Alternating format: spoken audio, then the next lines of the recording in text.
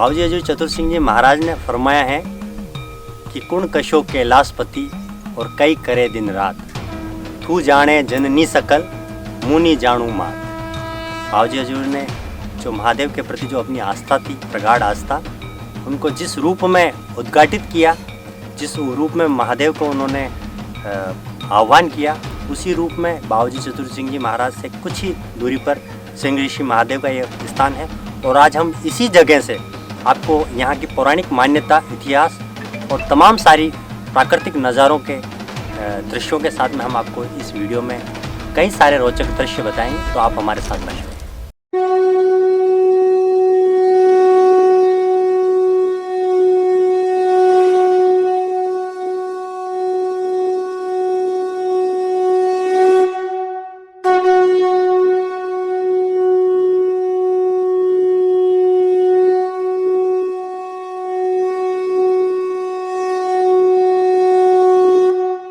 तो अभी हम जिस जगह खड़े हैं वो सिंह ऋषि महादेव का पौराणिक मंदिर है, और यहाँ हम आपको ऐसी रोचक चीज़ों से हम जोड़ेंगे और आपको बताएंगे कि आपने शायद एक ऐसा स्थान देखा है इस शिवरात्रि में जो अपने आप में पौराणिक है और अनूठा है। सिंह ऋषि महादेव की हम बात करें तो सिंह ऋषि महादेव जो हैं वो महर्षि ब्रह्मा के जो मानस पुत्र हुए महर्षि कश्यप, उनके एक पुत्र हुए विश्वांडक ऋषि, उनकी संतान सिंह ऋषि को माना जाता है। और सिंह ऋषि और उनके पिता की हम स्टोरी थोड़े से ब्रेक के बाद हम आपको सुनाएंगे। फिलहाल अभी हमारे यहाँ युवाओं ने हमें ये बताया कि यहाँ से कुछ ही दूरी पर एक गांव है जहाँ पर सप्त ऋषियों के ठहरने की बात लोग कहते हैं। हालांकि ये प्रमाणित इसलिए हो जाता है कि यहाँ एक ऐसा गांव है जो अभी भी उसी जीर्ण शीर्ण अवस्थाओं में है। कहते हैं कि भाई यहाँ सप्त ऋषि यहाँ ठहरे थे। उसके बारे में ज़्यादा डिटेल यहाँ के युवा बताएंगे। तो ओम जी अभी हमारे साथ में जुड़े हुए हैं, द उदयपुर अपडेट्स के साथी हैं, और कुछ यहाँ के लोकल लोग भी हैं। वो हमें बताएंगे कि भाई किस तरह से यहाँ सप्त ऋषियों के ठहरने की, और यहाँ सिंह ऋषियों में सिंह ऋषि जो आश्रम है, ये मंदिर है, उसकी महत्ता बढ़ जाती है। यहाँ पर एक विकर्णी गांव है, थोड़ा सा दूर यहाँ से नीचे तलहटी में बसा हुआ गांव है। पुराने जो बुजुर्ग जो लोग हैं वो ये कहते हैं कि भाई यहाँ कोई सप्त ऋषि कोई मंडल आया था यहाँ पर। अच्छा। और वहाँ सिंह ऋषि जो तालाब है नीचे, उनके जस्ट पीछे, यानी कि पीछे वो जो उनका गांव था जो अब वो बिल्कुल तहस नहस हो चुका है। अब वहाँ कोई नहीं रहता, लेकिन वहाँ अवशेष आज भी दीवारें हैं, वहाँ आज भी वो केलू जो मकान के ऊपर जो डालते वो हैं। तो लोग यूँ कहते हैं कि यहाँ पहले कोई गाँव बसता था। और सिंह ऋषि जो महादेव है, यहाँ बहुत सारी विशेषता है जो आप जिसमें बता रहे हो कि भाई विशेषता क्या है। यहाँ पहले कुंड बने, आज दिन तक यहाँ कोई पानी की कोई कमी नहीं हुई है, न तो तालाब में रही न ही ये कुंड में रही है। तो आज दिन तक किसी को पता ही नहीं है कि भाई कितनी गहराई है इनकी।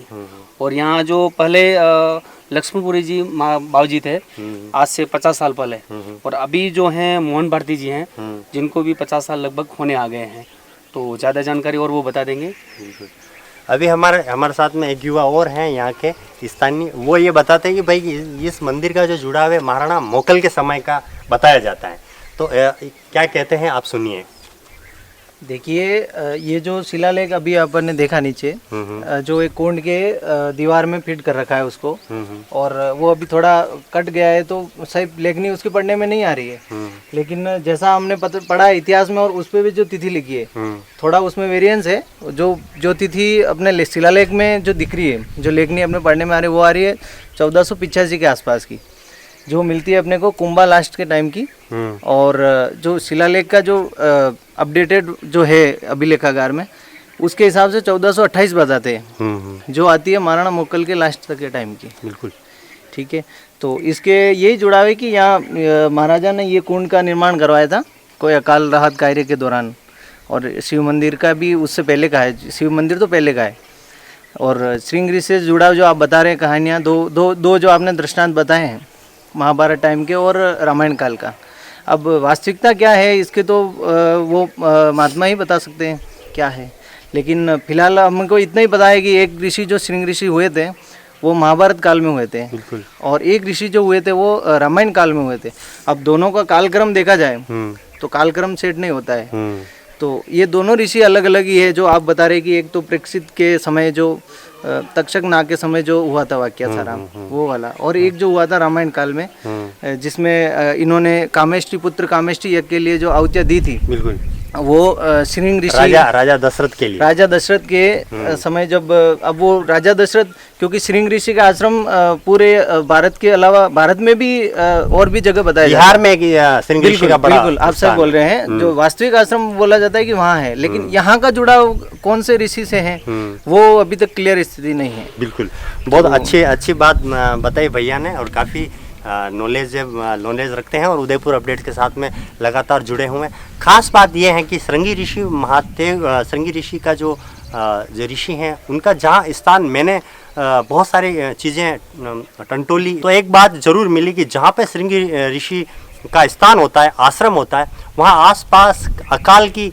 जो स्थिति है वो कभी नहीं बनती, और वहाँ पर जो पानी की भरपूर स्थिति बनी रहती है। तो आप यहाँ इस तरफ देखेंगे, जैसा कि यहाँ अभी युवा बता भी रहे हैं कि यहाँ कभी पानी की सूखने जैसी स्थिति नहीं होती।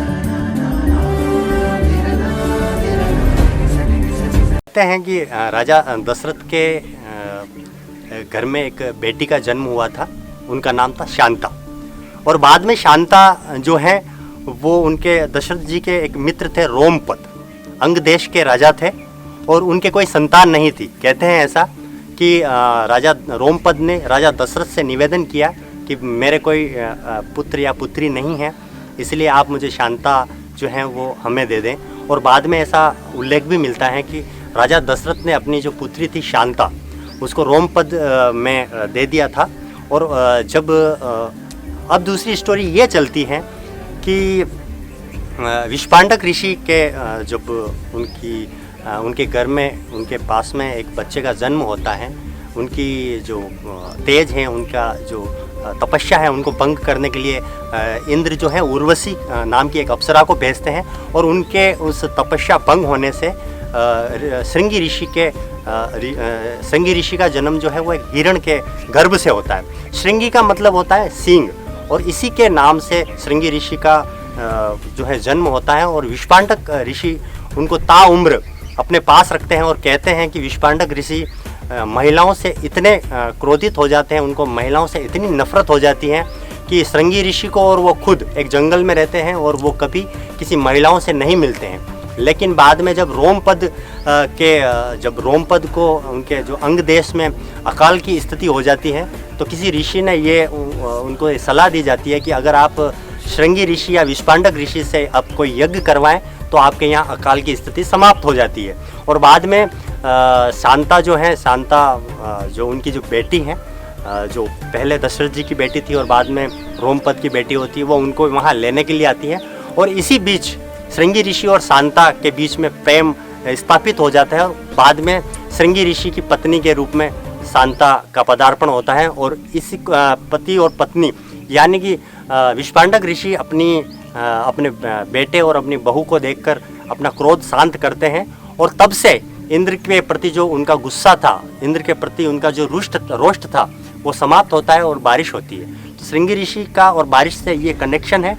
अब हम दूसरे स्टेप में आपको ये बताएंगे कि श्रृंगी ऋषि का रामायण काल में ये चित्रण मिलता है दशरथ जी के, कि ये कहते तो ये भी हैं कि महाराणा राजा दशरथ के कोई पुत्र नहीं था, सिर्फ एक पुत्री ही थी जो उनको अपने मित्र को वो भेंट कर देते हैं, और उनके बाद कोई पुत्र की प्राप्ति नहीं होती है।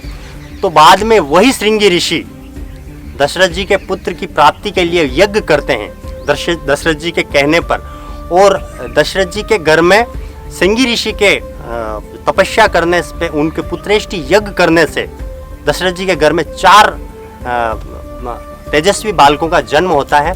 और कहते तो ये भी है कि बिहार में एक जगह है श्रृंगी ऋषि आश्रम, जो मुख्य स्थान वहाँ है, वहाँ पर दशरथ जी के 4 पुत्रों का मुंडन संस्कार होता है। तो अभी हम फिलहाल जोड़ेंगे आप महाभारत काल से और बताएंगे कि श्रृंगी ऋषि का महाभारत काल में क्या महत्व है।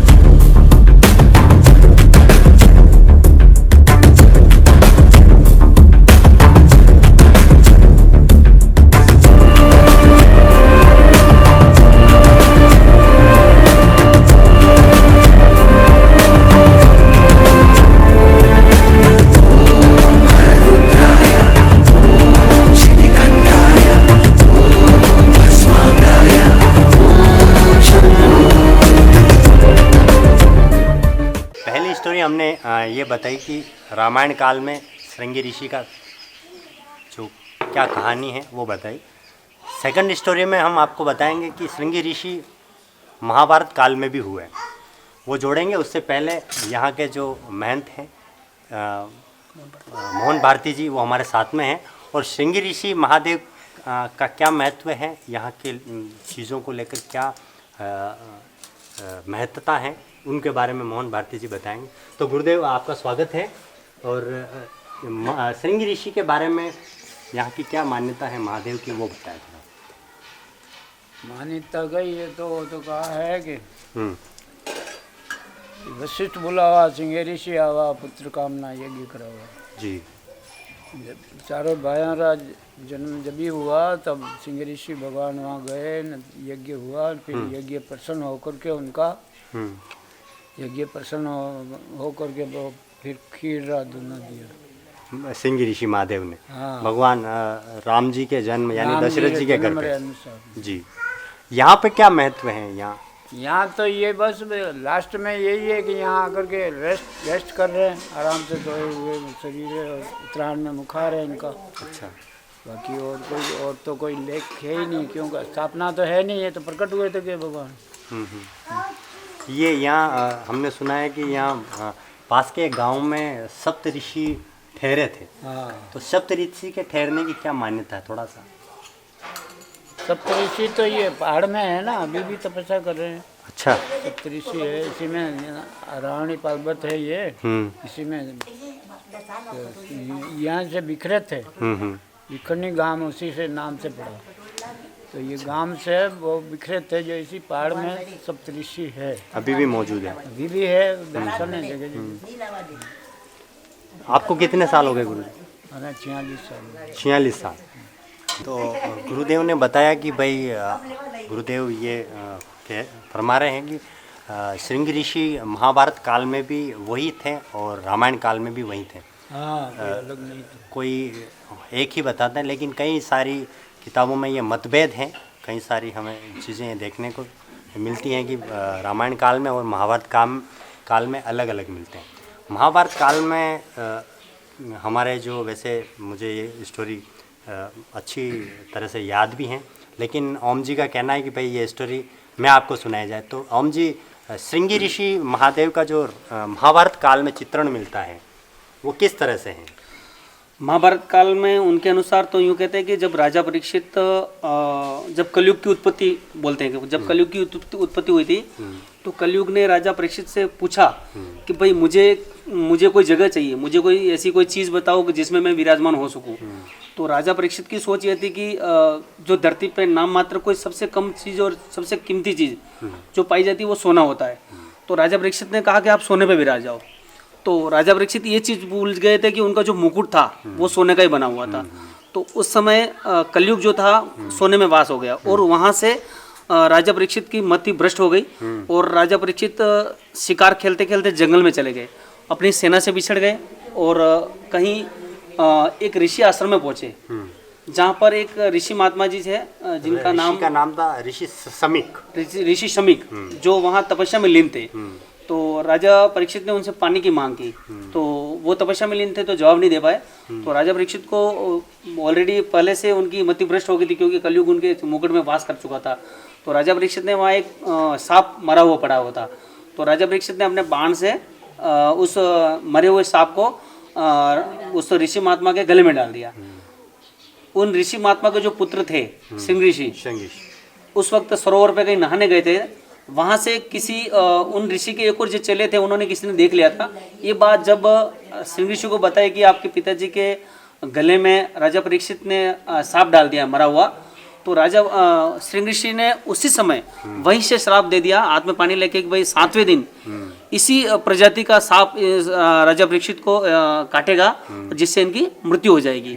लेकिन जब वो राजा सिंह ऋषि जब वापस आश्रम को आए और उन्होंने जो ऋषि सुमिक थे उनसे पूरी वार्तालाप बात हुई कि भाई उनके गले में मरा हुआ सांप राजा परीक्षित ने डाल दिया था, उनको इन्होंने श्राप दे दिया। तो राजा समीक जो ऋषि महात्मा थे, जो समीक थे, उन्होंने ये बात जाके वापस पुनः राजा परीक्षित को बताई कि उनसे जो गलती हुई है, वो जिसकी श्राप उन्होंने राजा सिंह ऋषि ने जो श्राप दे दिया है। तो 7 दिन में जो वर्णन हुआ था, उस समय यूँ कहते हैं कि सुत जी ने जो रामायण काल, जो भागवत काल, वो सब 7 दिन में उनको सुनाए थे राजा परीक्षित को।